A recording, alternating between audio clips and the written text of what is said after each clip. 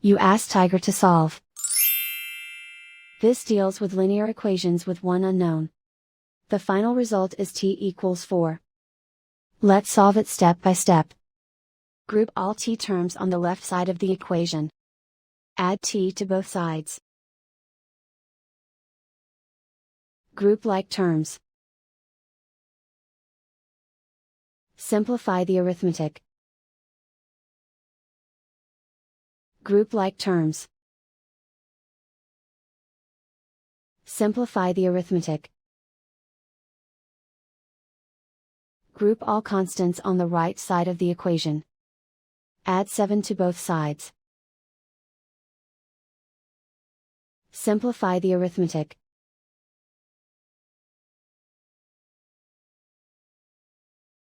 Isolate the t. Divide both sides by 4. Simplify the fraction. Find the greatest common factor of the numerator and denominator. Factor out and cancel the greatest common factor. And so the final result is t equals 4.